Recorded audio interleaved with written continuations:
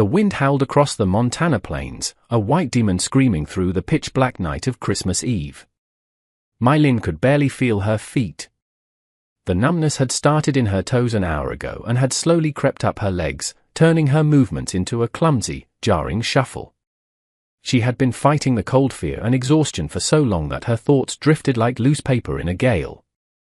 Her breath cracked in her throat, crystallizing instantly in the freezing air. Every step sent a jolt of pain through her frozen limbs, yet she forced herself to keep moving. If she stopped now, amidst this endless expanse of snow, she knew she would never rise again. She clutched the collar of her heavy, tattered wool coat, pulling it tighter against her neck. Beneath the rough western fabric, the silk of her crimson cheongsam, a remnant of a life and a husband now gone, offered no warmth, only a fragile memory of dignity. Her fingers slipped on the ice-licked leather of her satchel. Her vision blurred, the white swirling snow merging with the darkness. Then, a shape filled her world. It was not a tree or a rock, but a structure. A cabin. A door. She stumbled forward, her hand striking the rough wood. She didn't remember falling against the timber in the wilderness. She didn't remember the door opening. She only remembered the wall of warmth that hit her, a physical force that smelled of wood smoke and pine. Then came a stronger force. Two arms, massive and steady, lifted her with ease, carrying her inside as if she weighed no more than a bag of grain. She felt her cheek touch something solid, a chest like a warm oak beam. Then the door slammed shut, sealing out the winter's rage. "Easy," a man's voice rumbled. It was low, steady, the voice of someone accustomed to the silence of the mountains. "You're safe now." Her knees buckled as he set her down, but he caught her again. He placed her near a fire that glowed bright and fierce in a stone hearth. Her boots were soaked through, her coat stiff with ice. She tried to speak, to offer gratitude, but her lips barely moved. "Th. Thank you," she stammered, the English syllables clumsy in her frozen mouth. "Don't talk yet." The man moved with quiet purpose, disappearing into the shadows of the room. When he returned, he carried blankets and a steaming iron mug. "Drink." My Lin tried to lift the cup, but her hands shook violently. The man steadied them with one of his own. His palm was calloused and rough, swallowing her slender hands completely. The drink burned warm down her throat, coffee, strong and black, with enough whiskey to wake the heat in her chest. Who are you?" She whispered, the warmth slowly loosening her tongue. "Name's Grant Mercer." He crouched in front of her, studying her face with eyes the color of slate.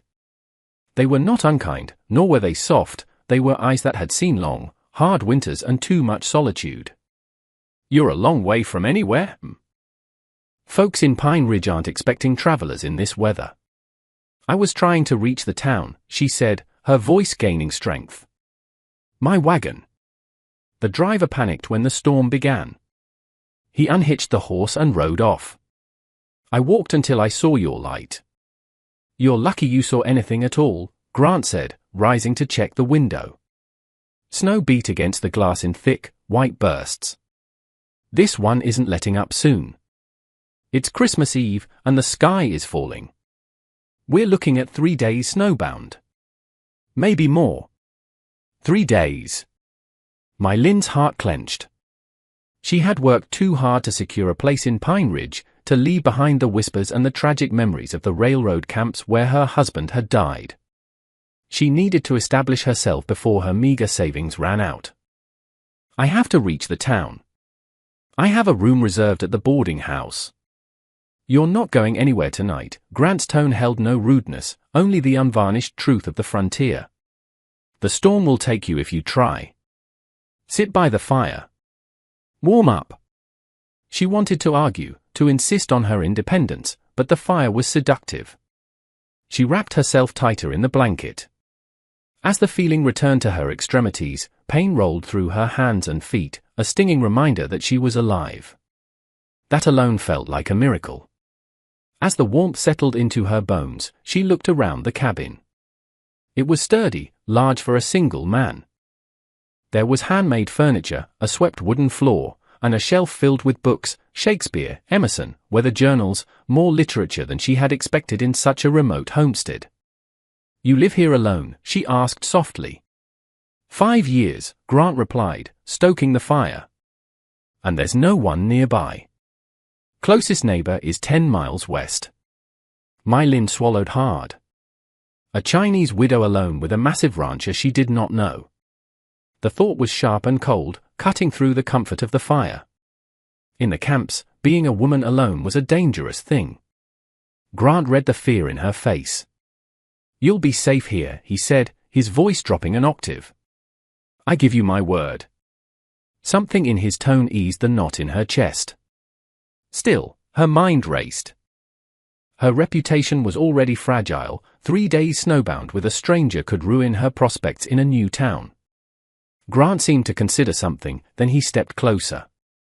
"One thing you need to know," he nodded toward the single bed against the far wall. "There's only one place to sleep." My Lin stiffened, her spine straightening beneath the blanket. "I'll take the chair," Grant continued quickly. "But if you stay there all night, you'll freeze. Even with the fire going, nights cut deep out here, especially in a blizzard. Body heat matters." She met his eyes. He held her gaze without flinching. "I'm not asking anything of you," he said. "Just trying to keep you alive. It's Christmas Eve. I'm not about to let a guest freeze to death on a holy night." She believed him. She couldn't explain it, but the stillness in him felt like the stillness of a mountain, imposing, but trustworthy. Grant handed her a dry shirt, clearly his own. "You can change in the back room. I'll stay out here." She clutched the shirt with numb fingers. When she went to the small back room and peeled off her wet layers, the red silk of her cheongsam seemed impossibly bright against the grey rough-hewn wood of the cabin. She changed into his dry shirt, which hung to her knees, and returned to the main room. "Why would you help me like this?" she asked, clutching the blanket around her. "You do not know me. I am a stranger from a different world." He looked back at the window, watching the storm erase the world outside. "Because you came out here alone," he said quietly. "Because you took a chance on a new life. And because a man who's been alone long enough learns to help someone who's trying to start over." My Lin felt a tremor inside her, not from cold this time. "I don't even know you," she whispered. Grant turned toward her, his expression softening in a way that surprised her. "You will," he said. "If you want to." She didn't know what tomorrow would bring. But tonight, on this frozen Christmas Eve, she chose survival. She chose warmth. She chose trust. "Thank you," she said. Grant nodded once. "Settle in, My Lin. The storm's just getting started." My Lin woke to the soft crackle of the fire. Warmth wrapped around her like a heavy quilt. For a moment, she didn't remember where she was. Then, she breathed in the scent of wood smoke, pine, and strong coffee. Grant's shirt, far too large for her, brushed her wrists. She blinked slowly. The storm still muttered against the windows, but the world inside the cabin was quiet, safe. She sat up, feeling strength return to her limbs. A sound reached her, the solid, rhythmic thud of an axe outside. She rose and crossed to the frosted window.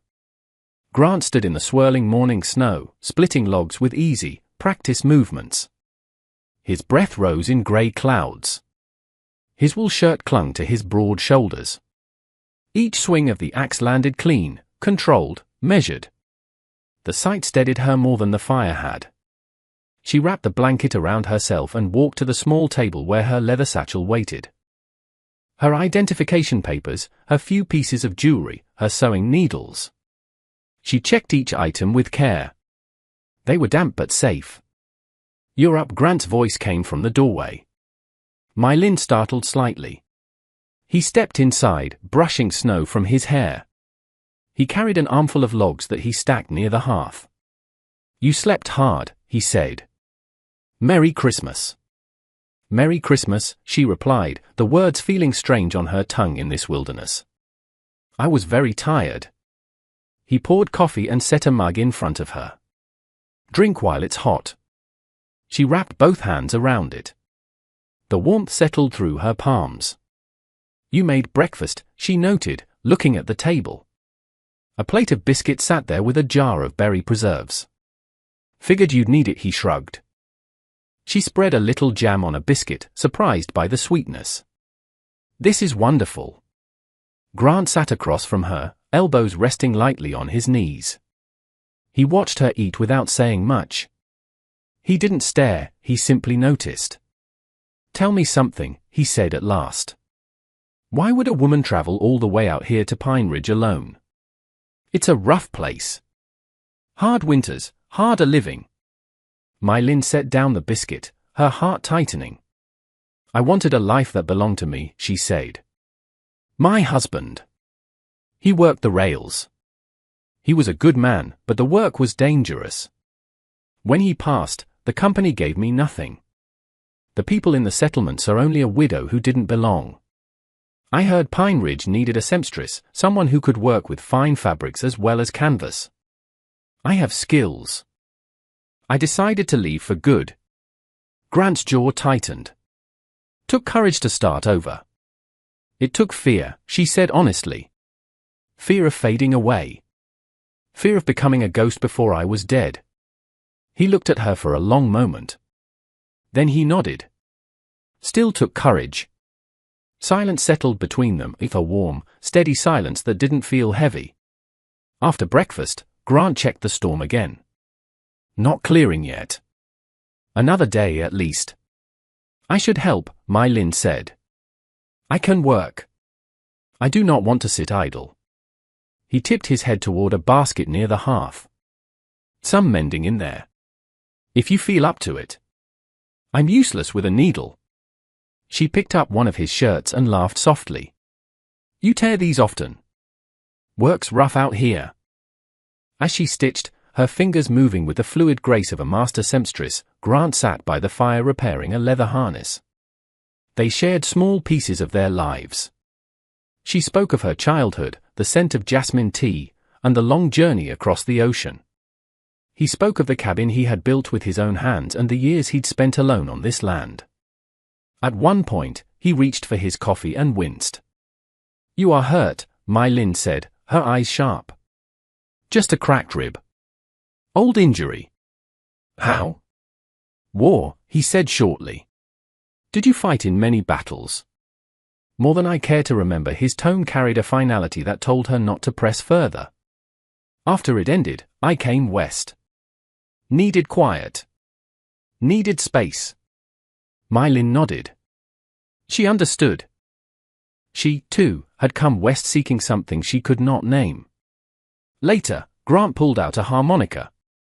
He held the small instrument with a strange tenderness. Haven't played for a while. Figured it's Christmas, might be nice to have some music. I would like that, she said softly. The first note rose warm and full in the cabin. He played simple songs, old carols, and quiet folk tunes passed down through families, the kind that carried memory inside them. My Lin felt tears slip down her cheeks before she could stop them. Grant stopped playing immediately. Did I upset you? No, she wiped her face. It is beautiful. I haven't heard music since before. He played another piece, gentle and steady. She listened with closed eyes. When he finished, the silence that followed wrapped around them like a soft blanket. Grant, she said finally. Why did you offer me help so quickly? You didn't even know me. He set the harmonica aside, his voice lowered. Storms take people fast. I wasn't about to let it take you. And I know what it feels like to stand at the edge of life and wonder if anyone would care enough to pull you back. Her breath caught. Were you there once? Yes, the word carried weight. Enough weight to make her chest ache. He rose and began preparing the bed with thick quilts. You take the left side tonight, he said quietly. It stays warmer. I'll stay on the right. Just sleep. Nothing more. My Lin touched the edge of the quilt. Thank you. Truly. Grant paused. Storm will clear soon. When it does, I'll take you to town. But until then, his voice softened. You're safe here. She believed him more deeply than she expected. As she settled into the warm bed, Grant took the other side, careful to keep his space.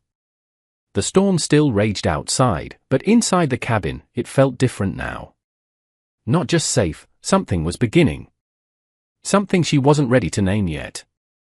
The storm eased by the morning of the third day, but the world outside still swirled in white.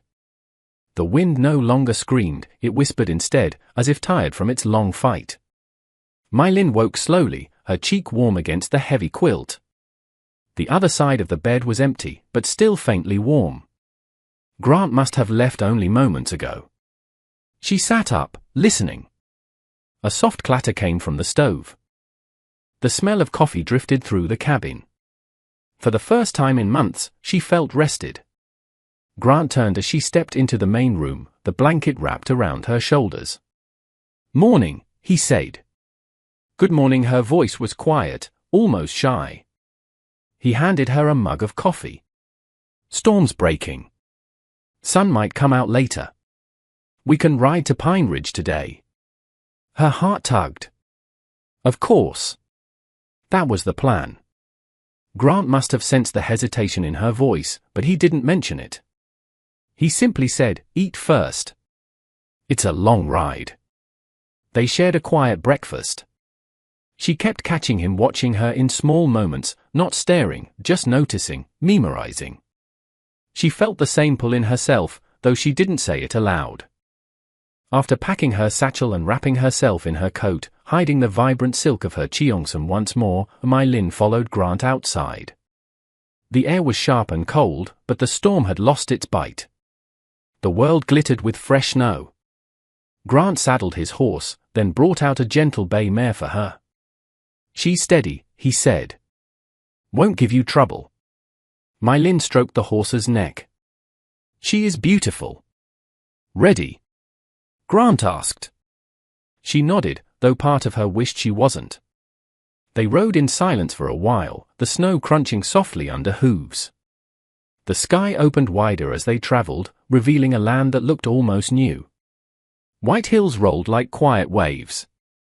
My Lin breathed in the cold air and felt something shift inside her. "You're quiet today," Grant said. "So are you."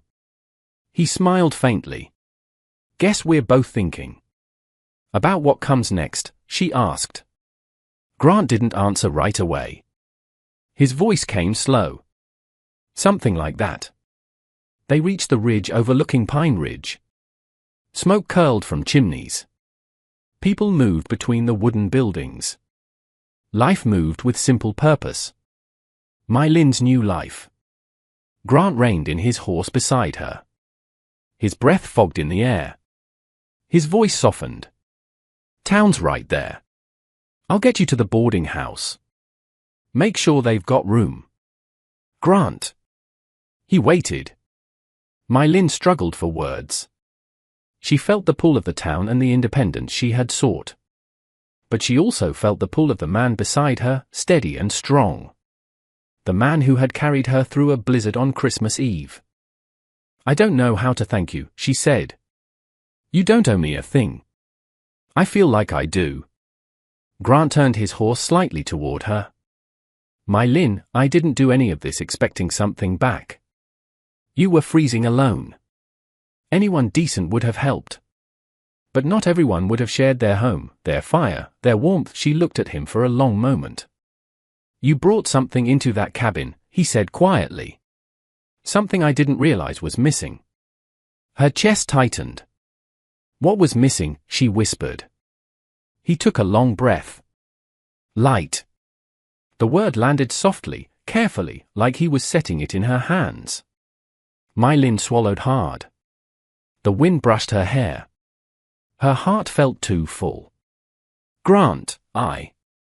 Before she could finish, a shout rose from below.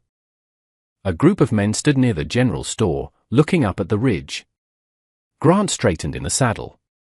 "Looks like you have a welcoming committee," he said, though his tone had hardened slightly. "You belong with them," he said gently, gesturing to the town. Start your business.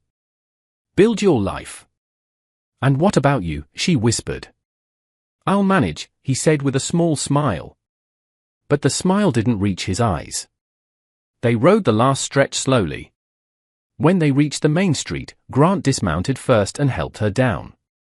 His hands lingered at her waist for a moment too long. She didn't step away. Will I see you again? She asked quietly. If you want to, he said. I do. His breath caught slightly. Then I'll come by when the trail's clear. She watched as he mounted his horse and turned back toward the white horizon. His figure grew smaller and smaller until the snow-washed land swallowed him whole. My Lin exhaled slowly. She had come to Pine Ridge to begin a new life. She hadn't expected to leave her heart on the road behind her. Life in Pine Ridge settled around My Lin faster than she expected. Within a week, she had rented a small space at the back of the mercantile. Her skill with a needle was unlike anything the town had seen. She mended canvas for the miners and embroidered delicate silk for the wives of the town council. The kindness of the locals warmed her, but every evening when the sun dipped behind the hills, her thoughts drifted to Grant Mercer. He came to town on the 10th day. My Lin was closing her shop shutters when she heard the soft tread of boots behind her. Her heart lifted before she even turned. Grant stood there, hat in hand, snow dusting his coat. Evening, My Lin. Her breath caught at the sight of him. You came. Promised I would. He walked with her to the boarding house. He didn't touch her, didn't crowd her, but his presence warmed the cold evening air. How is the cabin? She asked. Quiet. The single word carried more weight than a whole paragraph. She smiled gently. I miss it too. Grant looked at her then, really looked. A question sat in his eyes. Before either of them could say more, a sharp voice called out from the street. Well, now. If it isn't Grant Mercer. Grant stiffened. My Lin followed his gaze and saw a man she didn't recognize. He was tall, thin, dressed too fine for a frontier town. His smile was polite, but his eyes held something colder, like a snake sunning itself on a rock. I'm sorry, My Lin said carefully. Do you know him? Grant didn't answer right away, his jaw tight. Name's Holt. Holt tipped his hat at My Lin.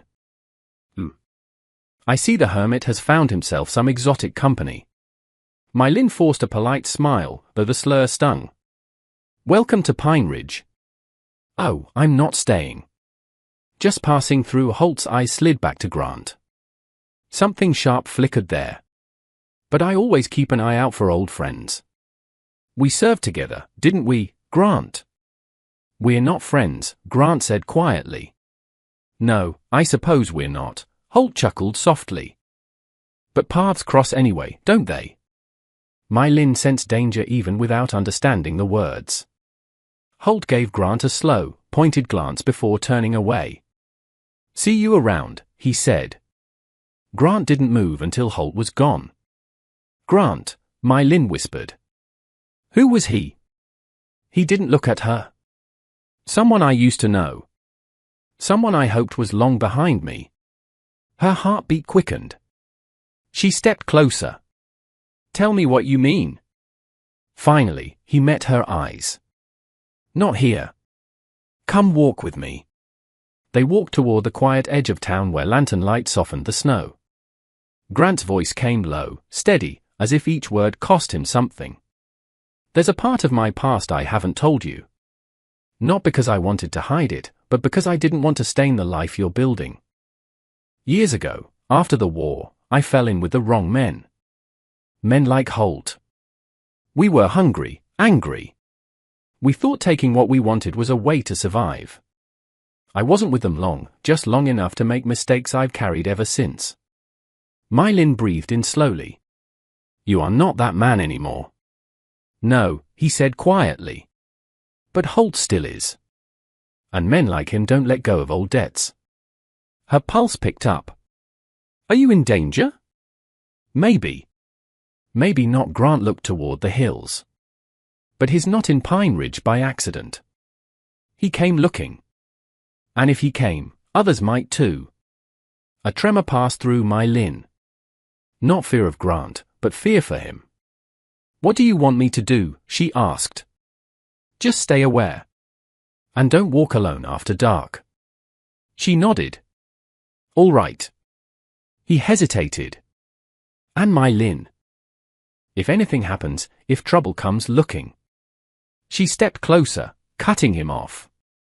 I am not leaving because someone from your past wants to rattle you. His shoulders softened. He hadn't expected that answer. She could see it in the way he exhaled, long and slow. You don't understand, he said. Holt doesn't just rattle. He breaks things. He hurts people. Her voice softened. Then we face it together. Grant stared at her with an emotion she couldn't name, admiration, fear, hope, all mixed. You shouldn't tie yourself to a man with shadows in his past, he said. She reached out and touched his hand. Just lightly. Just enough. Everyone has shadows, Grant. Some are just easier to see. For a moment, he didn't move. Then his fingers closed around hers. Warm, gentle, certain. My Lin, he said quietly. You're braver than you know. The wind stilled. The world felt small around them.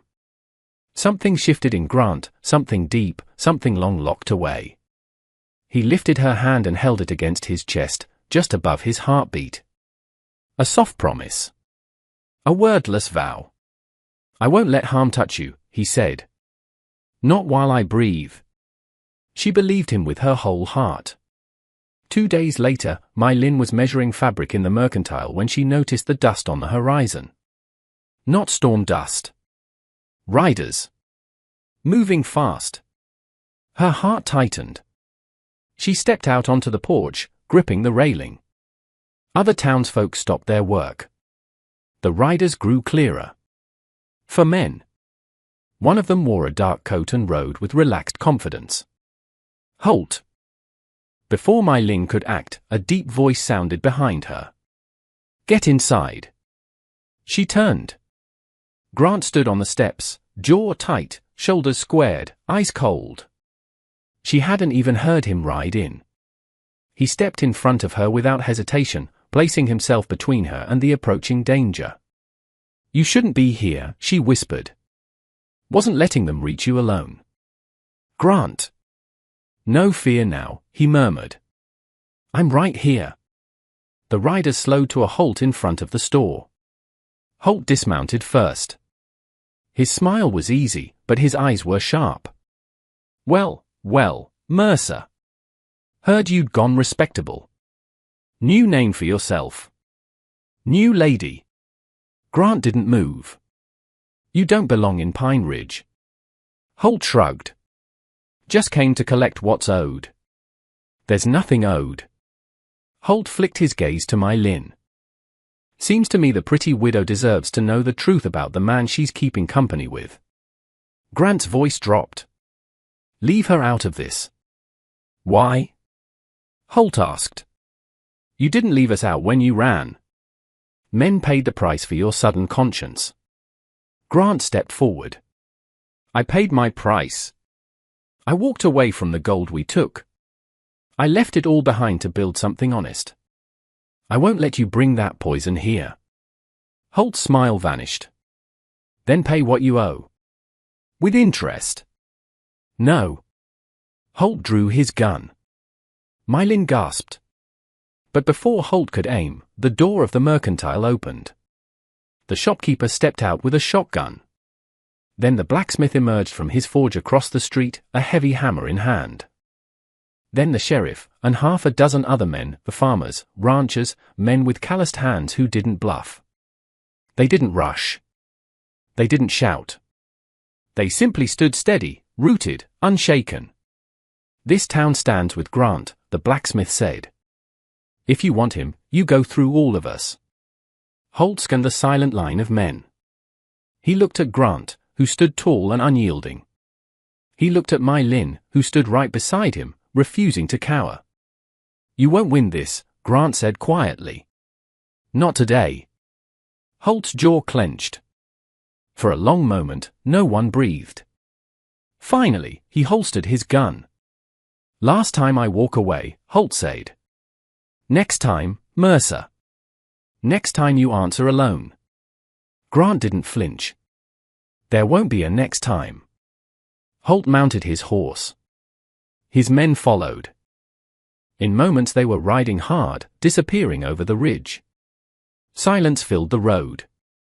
The blacksmith let out a slow breath. "Thought we were about to see a real bad morning." Grant nodded his thanks to the men, but his eyes turned to My Lin immediately. "You all right?" he asked. She didn't answer with words. She stepped forward and wrapped her arms around him, burying her face in his coat. He froze for half a second, surprised, then held her carefully, fiercely. "You didn't have to face them alone," she whispered. "You never will." Grant's voice trembled. "My Lin, I was afraid you'd step away after hearing all that." "Why?" she asked softly, pulling back to look at him. "You told me the truth. You stood for this town, and they stood for you. That is the man I see." His breath shook. She lifted her hands to his face. "Grant Mercer, I am not leaving your side." He closed his eyes, letting the words settle deep. "Come with me," he said. "There's something I need to ask you." They walked a little past the store to a quiet stretch of snowy field, away from the prying eyes of the town. Grant took off his hat, holding it against his chest. "I've been thinking about this since Christmas," he said. "Since the night you stepped into my cabin half frozen and changed my whole world." My Lin's lips parted, her heart pounding against her ribs. "I don't want a quiet life alone anymore," Grant continued. "I want a life with you. A life we build together. A home. A future. A family, if it's meant to be." Her eyes filled with tears. He stepped closer. "My Lin," he said softly. "Will you marry me? Will you stand with me in this valley and build something worth keeping?" The cold wind slowed. Even the snowflakes seemed to hang suspended in the air, listening.